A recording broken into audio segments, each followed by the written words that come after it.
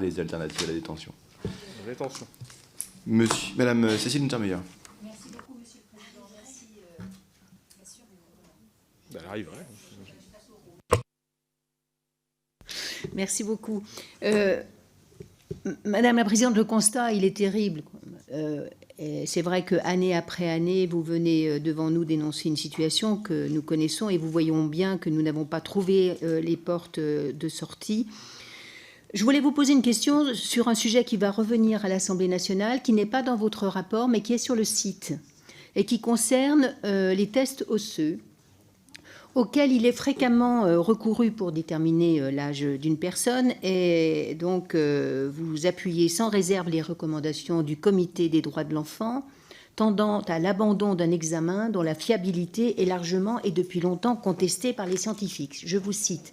Et j'aurais souhaité savoir si vous mainteniez à l'aube de l'examen d'un projet de loi, d'une proposition de loi, vous confirmez toujours cette analyse et nous dire, le cas échéant, les effets délétères qu'elle aurait pu provoquer.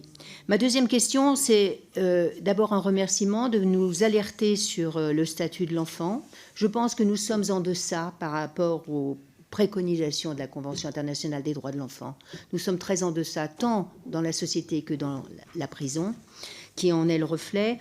Et je voulais, à cette occasion, vous demander votre soutien pour que les enfants de l'ASE puissent bénéficier de la présence d'un avocat qui soit au droit de l'enfant, alors même que celui-ci a été abandonné très souvent.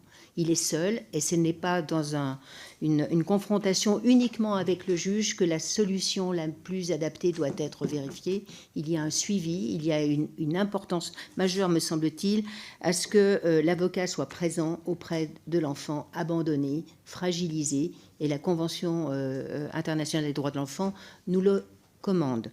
Et ma dernière question, c'est sur l'attractivité des personnels.